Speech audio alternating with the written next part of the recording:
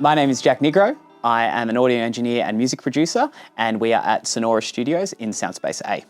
I've been a music producer and an audio engineer for a bit over 10 years now. I studied at JMC doing the Bachelor of Audio Engineering and started my career at the Grove Studios, which is a phenomenal studio not too far from here.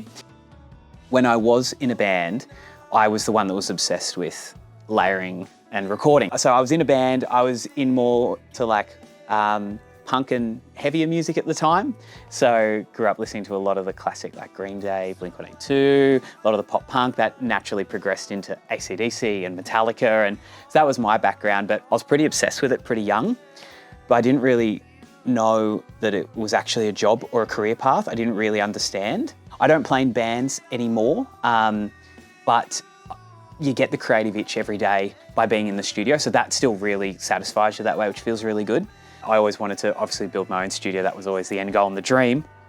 So last year, towards the end of COVID, when it looked like things were getting a little better, and I decided to bite the bullet and build this. So it's been really exciting to to build a space that is exactly how I want to work day to day, and it suits my workflow. A huge thing for me before I hit the studio each day is I'll always have gone for a run, gym, some kind of activity, and I get up quite early so that when I hit the studio, I'm not out of bed with a coffee and trying to wake up. I hit the studio and I'm like, let's go. I think one of the most rewarding parts of the job is if you go to a gig live and you see people singing along to a song that you helped create. It's like, oh wow, I helped make this connection happen.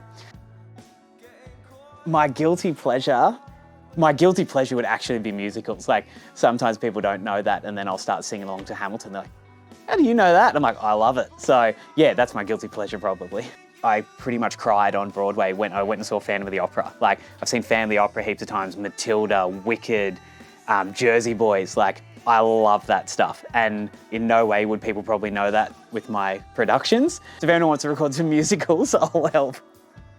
So Sonora in Italian means pleasant sounding, and I'm half Italian, so like the olive trees and Italian plants, that was kind of that idea. So this is our main tracking room.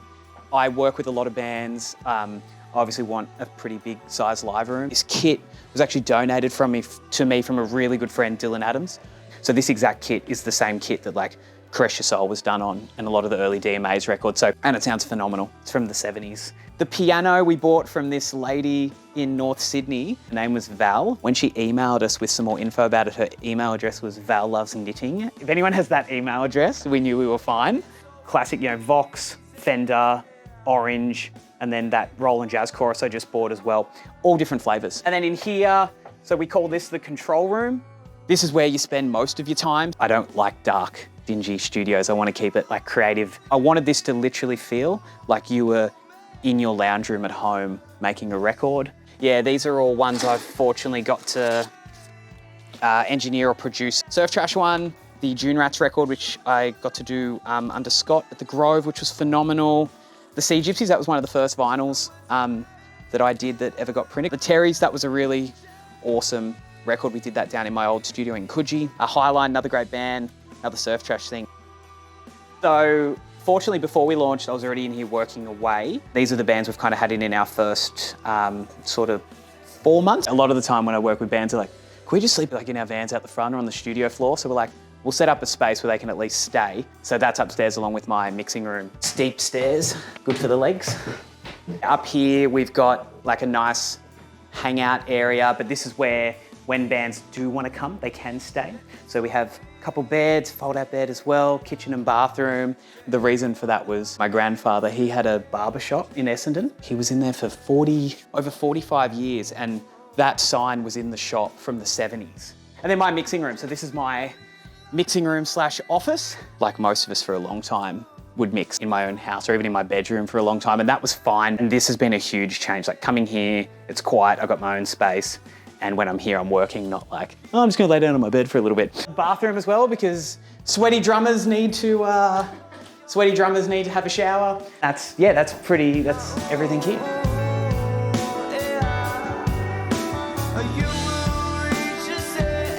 This is my green tea and lunch spot because I find the sun is coming over that way nicely. So get the vitamin D on the skin and have a quick break. Got heaps into reading and a lot of the mindfulness stuff, learning about our thought processes, why we think certain ways, positive habits, how to tap into that creative energy. A lot of the creatives are like really passionate people, but their music is their outlet. So when we're working with people and you're talking about these songs and you're listening to the lyrics and talking to them, and it's a song about how they feel so worthless or how all these things happen, I just find it's a nice thing to help promote, like in this industry, is those more positive things that we can bring into our lives to hopefully help our mental and physical health. I think it's getting more widely reached and acceptable too now, more commonplace than it probably was maybe 20 years ago. Every day there's good and bad shit going on. So you could be like, oh, it's raining, oh, it's this, it's that. Or you can be like, oh, it's raining. It's been so dry, we actually need that. What a perfect day to stay inside and do some blah, blah, blah. Like that kind of attitude, I think is a really healthy one as well. It's kind of that manifesting thing, but more like put your focus and energy towards something and good things will come from it.